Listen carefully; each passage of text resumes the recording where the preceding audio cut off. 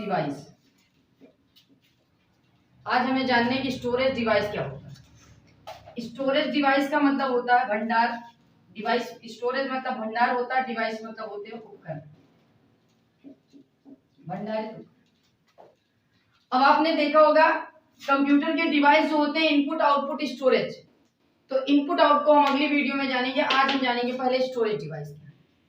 Storage device का मतलब क्या होता है।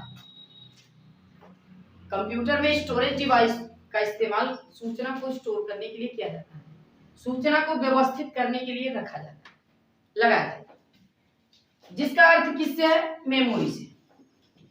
स्टोरेज डिवाइस का अर्थ मेमोरी से। मेमोरी मतलब होती है स्मृति या यादें, जो हमारी यादों को सहेज कर रखता है वही मेमोरी कहलाता है।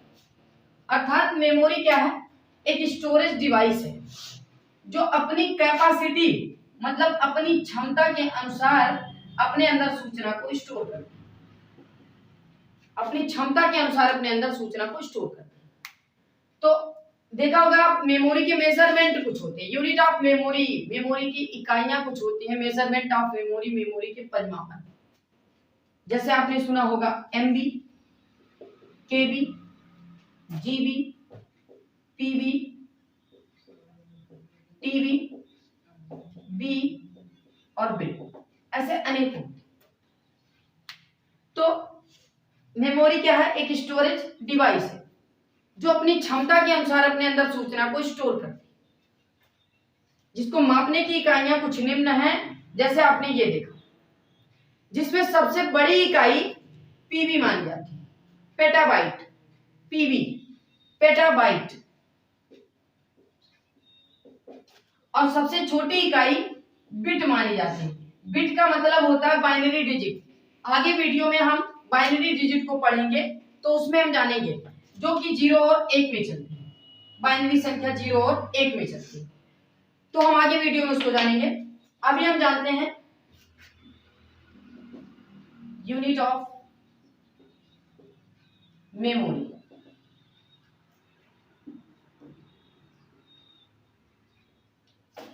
मेमोरी की इकाई आपने जाना पेटाबाइट। एक पेटाबाइट बराबर 1000 टीबी होता है। 1 petabyte is equal to how many TB, तो 1 petabyte is equal to 1000 TB, terabyte होता है। टीबी, टीबी का मतलब होता है टेराबाइट।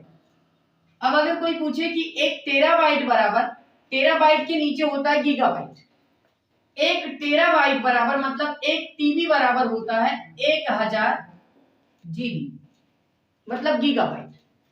और गीगाबाइट का मतलब क्या होता है, एक गीगाबाइट बराबर, एक गीगाबाइट बराबर होता है 1024 एमबी, जिसे आप मेगाबाइट कहते हैं। और एक मेगाबाइट बराबर होता है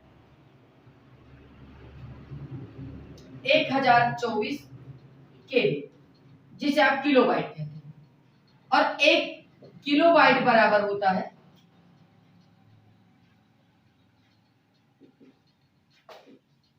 1000 बाइट, और एक बाइट बराबर होता है 8 बिट, बाइनरी डिजिट। ये होते हैं यूनिट ऑफ मेमोरी। तो इस तरह से आप मल्टीप्लाई करा सकते हो। अगर कोई पूछे कि 1 petabyte is equal to how many GB, तो आपको 1000 गुणे 1000 करना, 10 लाख समझिए। 1 terabyte is equal to how many MB, एक टीबी बराबर कितने एमबी होते हैं, तो आपको पता है एक टीबी में 1000 जीबी होता है और एक जीबी में 1024 एमबी होता है। मतलब 1000 गुणे 1024 आप करेंगे तो 10,24,000 आएगा, वो आपका आंसर होगा। इस तरह से एक जीबी में 1024 एमबी होते हैं, लेकिन एक जीबी में कितने केबी होते हैं, तो 1024 गुणे 1024 हमें करने 10,48,576 आएगा। इस तरह से हमें जानेंगे टाइप ऑफ मेमोरी के बारे में, how many type memory, memory के प्रकार जानेंगे। तो मेमोरी आपने अपने फोन में बेसिकली हर कोई यूज करता है स्मार्टफोन आज के समय में। आपने देखा होगा आपके फोन में इंटरनल और एक्सटर्नल होते हैं।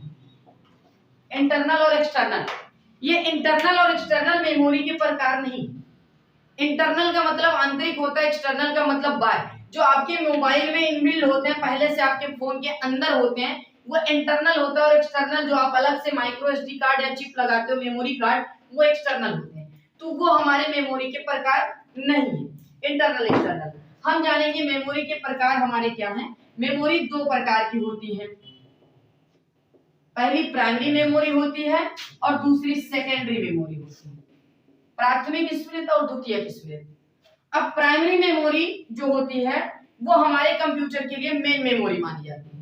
अर्थात प्राइमरी मेमोरी कंप्यूटर की मेन मेमोरी होती है, जिसके बिना कंप्यूटर अधूरा है। यदि इस मेमोरी को कंप्यूटर से अलग कर दिया जाए तो कंप्यूटर चलेगा नहीं।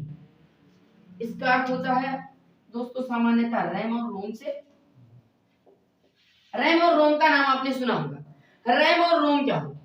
और सेकेंडरी मेमोरी वो होती है जो हमारे कंप्यूटर के लिए आवश्यक तो नहीं होती, इसे हम आवश्यकता अनुसार अपने कंप्यूटर में लगाते हैं और आवश्यकता ना होने पर उसे अलग कर देते हैं।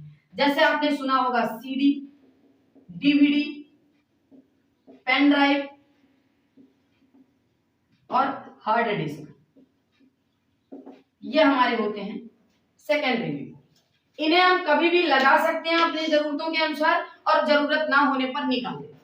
अब हम जानेंगे रैम और रोम क्या होते हैं। रैम और रोम, रैम का मतलब होता है रैंडम एक्सेस मेमोरी।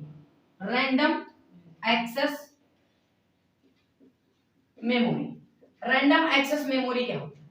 बेसिकली हर कोई आज के समय में फोन खरीदने जाता है तो सबसे पहले कंप्यूटर और फोन खरीदते समय वो यही पता लगाता है कि उसके कंप्यूटर या फोन में रैम और रोम की क्षमता कितनी है।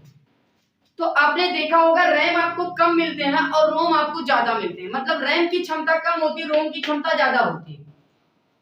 क्या आपने ये कभी सुना है कि किसी के मोबाइल का रैम फुल हो गया हो? अगर 2 GB का रैम लगा है, 4 GB का रैम लगा है, 6 GB का रैम लगा है, 512 MB का रैम लगा है, तो वो कभी फुल हुआ है ऐसा आपने देखा नहीं? क्योंकि रैम जो होती है उसमें सूचना को स्टोर करने की क्षमता नहीं होती है। रैम जो होता है वो एक वोलाटाइल होता है। वोलाटाइल का मतलब होता है अस्थिर होता है। अस्थिर, जो अपने कंटेंट खो देता है। मतलब हम अपने कंप्यूटर पर जब कार्य कर रहे होते हैं, जब हम अपने कंप्यूटर को स्टार्ट करने के लिए पावर बटन ऑन करते हैं तो कुछ फाइलें हमारी हार्ड डिस्क, जिसे हम रोम कह सकते हैं, हार्ड डिस्क, जो हमने अपने कंप्यूटर में हार्ड डिस्क आरक्षित किए हैं जिसमें हमारे system software and application software रखे हैं। अगर आपको system software and application software के बारे में जानकारी लेनी तो कमेंट बॉक्स में टाइप करें आप, हम आपको जानकारी देंगे। आने वाले समय में उसका भी वीडियो हम डालेंगे। तो अभी हम कहा थे रैम, जब हम कंप्यूटर को स्टार्ट करते हैं तो कुछ फाइलें हमारे हार्ड डिस्क अर्थात रोम से, जो हमने system software and application software के रूप में जिसमें रखा है, वो अपने आप रैम में आके लोड हो जाती है। और रैम का क्या होता है, आपके कंप्यूटर आपके फोन को तेज गति से चलाए, उसमें एनर्जी पावर दे, वो केवल होता है उतने समय के लिए। अर्थात रैम जो होता है जब तक हम अपने सिस्टम पर वर्क कर रहे होते हैं। आपने देखा होगा अपने कंप्यूटर या स्मार्टफोन मोबाइल पर हम लोग वर्क करते हैं और अचानक लाइट चली जाती तो हमारे कंप्यूटर बंद हो जाते हैं, हमारे फोन ऑफ हो जाते हैं, हमारे वर्क कंडीशन, वर्क की स्थिति में अचानक हम काम करते करते हमारे सिस्टम बंद हो जाए किसी कारणवश, तो आपने देखा होगा जब अपने सिस्टम को आप पुनः रिस्टार्ट करते हैं तो आपका वो मैटर खत्म हो जाता है जिस पर आप कार्य, फोटो एडिटिंग कर रहे हैं, डाटा फीडिंग कर रहे हैं, अकाउंटिंग का काम कर रहे हैं, कुछ भी आप डाटा मैनेजमेंट कर रहे हैं, तो जो भी काम आप ऑनलाइन काम कर रहे हैं, अचानक आपके फोन या कंप्यूटर बंद होते ही आपके सामने दोबारा जब अपना फोन नए सिरे से स्टार्ट करते हैं तो वेलकम होके एक होम स्क्रीन से चलती, बल्कि आपका जो कार्य हो रहा था वो सब खत्म हो जाता है, खराब हो जाता है। क्योंकि रैम जो होता है वो एक अस्थिर मेमोरी होती है जो कंप्यूटर बंद होने के बाद अपने कंटेंट को खो देती है। मतलब ये क्या है, वोलाटाइल है। वोलाटाइल का मतलब ये बहुत भोला है, अपनी बातों को भूल जाता है, इसको कुछ याद नहीं रहता है। इसको जो बातें बताई गई जब तक याद रहेगा, जब तक करेगा, इसके बाद ये सारी बातों को भूल जाता है। इसलिए रैम क्या होता है, वोलाटाइल। तो इसमें हम एक ट्रिक जानेंगे। कोई पूछे रैम, इसमें रैम और रोम में कौन वोलाटाइल और कौन नॉन वोलाटाइल है। वोलाटाइल का मतलब जैसे हम ए लिखते हैं, ए ऐसे लिखते हैं ना, ए ऐसे लिखते हैं, तो ए का उल्टा अगर आप कर देंगे तो भी हो जाएगा। भी मतलब क्या होता है, वोलाटाइल होता है। तो आपने ए को उल्टा कर दिया वोलाटाइल, इससे आपने जाना रैम होता है वोलाटाइल, और अगर रोम होता है रोम, ओ का उल्टा तो ओ बनेगा। अगला जब एक वोलाटाइल है तो अगला नॉन वोलाटाइल ऑटोमेटिक हो जाएगा। तो रोम हमारा जो होता है वो नॉन वोलाटाइल होता है। अब हमें जानने की रोम क्या होते हैं। आपने जाना कि जब कंप्यूटर आपका स्टार्ट होता है तो कुछ फाइल हार्ड डिस्क से रैम में चली जाती है, और रैम में वो तब तक रहती है जब तक आपका सिस्टम काम कर रहा होता है। सिस्टम बंद होने के बाद वो सारी फाइलें अपने अपनी जगह पर चली जाती हैं। तो कंप्यूटर बंद होने के बाद ये अपने तत्व को खो देता है, क्योंकि इसमें सूचना को स्टोर करने की क्षमता नहीं होती है। अगला रोम जो होता है वो होता है read only memory. Read only memory होता है जो पढ़ने योग्य होता है। मतलब रीड ओनली मेमोरी जो होती है, रोम जो होती है वो मल्टीमीडिया की श्रेणी में आती है। अर्थात ये क्या होता है, एक नॉन वोलाटाइल होता है। जो बातें इसको बताई गई हैं वो भूलेगा नहीं। कंप्यूटर बंद होने के बाद भी अपने कंटेंट ये नहीं होता, क्योंकि जो सिस्टम में हम रख देते हैं अगर हमारा सिस्टम बंद हो जाए फिर से खुले तो जो सूचना रोम में रहेगी वो कहीं नहीं जाएगी। तो ये क्या है कि स्थिर मेमोरी है, अपनी जानकारी को खोता नहीं है। ठीक है। अब देखा जाए रोम जो है वो लगभग हर इलेक्ट्रॉनिक सामान में यूज हो रहे हैं। आप वॉच लगाते हैं, वॉच में भी आपके रोम होता है। आप मोबाइल चलाते हैं, स्मार्टफोन हो या बेसिक फोन, उसमें भी रोम होता है। घर पे हमारे वॉशिंग मशीन, फ्रिज होते हैं, उसमें भी रोम होता है। इस तरह से कार ड्राइव करते हैं, कार में भी रोम होता है। मतलब अगर देखा जाए ये रोम जो होते हैं ना, इसके टाइप होते हैं। 3 प्रकार के रोम जो है टाइप इसमें दिए गए हैं। जैसे ई रोम होता है जिसे आप कह सकते हैं। तो रैम जो होते हैं उसके हमें जानने हैं। सबसे पहला रैम जो होता है हमारा वो पी रोम होता है। पी रोम जो होता है तो मतलब रीड ओनली मेमोरी जो होती है, रीड ओनली मेमोरी जो होती है जिसमें रोम का काम क्या होता है, जो जानकारी इसके अंदर दी जाती है वो मिटती नहीं है। कंप्यूटर बंद होने के बाद भी अपने कंटेंट नहीं खोती है। तो जिसमें पहला होता है पी रोम। पी रोम का मतलब होता है परमानेंट रोम। परमानेंट रोम जो होते हैं इसमें जो जानकारी डाली जाती है वो मिटती नहीं है, वो भूलती नहीं है। जैसे हमारे घर पे हम लोग देखते हैं वॉशिंग मशीन यूज करते हैं, वॉशिंग मशीन। तो वॉशिंग मशीन में आजकल लोग क्या करते हैं, कपड़े डाल देते हैं, इसके बाद उसमें टाइमर सेट कर देते हैं कि 10 राउंड 5 राउंड, मतलब 10 राउंड मशीन लगाए, इसके बाद अब ऑटोमेटिक एक बीप आवाज ऐसे दे कि मतलब वॉशिंग मशीन 10 चक्कर लगा चुकी है। इससे अलर्टिंग टोन उसे कहा जाता है। तो घर की औरतें क्या करती हैं, कपड़े डाल देती, इसके बाद अपना जाएंगी, सीरियल देखेंगी, घर के काम करेंगी। जब उनकी वॉशिंग मशीन एक वाइब्रेशन आवाज निकालेगी तो वो आके समझ जाती है कि उनका चक्कर लग गया। इस तरह से आपने देखा होगा कि वॉशिंग मशीन में आपने टाइमर सेट किया है, 10 राउंड लगाए और आपका वॉशिंग मशीन 5 चक्कर लगा चुका है। अचानक लाइट चली जाए, लाइट जाने के बाद क्या होगा, वॉशिंग मशीन बंद हो जाएगी। अब आप सोच रहे हैं पता नहीं कितना चक्कर लगाया था, पता नहीं चक्कर लगाया था कितना कपड़े धुल पाए या नहीं धुल पाए, साफ हुए नहीं हुए। तो आप घबराइए नहीं, आप वेट करिए लाइट का।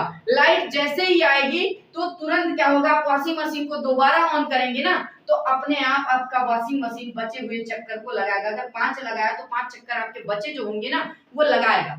5 ऑटोमेटिक मशीन ऐसे ऐसे घूमेगा, ऑटोमेटिक चक्कर लगाए। क्योंकि अभी हमने आपको बताया रोम क्या होता है, एक नॉन वोलाटाइल होता है। जो जानकारी इसको बताई गई वो भूलता नहीं है, वो भूलता नहीं। इसी तरह से क्या होते हैं, हम लोग कार स्पीड बढ़ाते हैं, मोटर बाइक स्पीड बढ़ाते हैं। तो अगर मोटर बाइक या कार की स्पीड हमारी 100 है तो आप पूरे एक्सीलेटर को दबा देंगे तो वो 110 नहीं जाएगा, क्योंकि उसमें 100 है। हम लोग फोन यूज करते हैं, स्मार्टफोन या बेसिक फोन यूज करते हैं।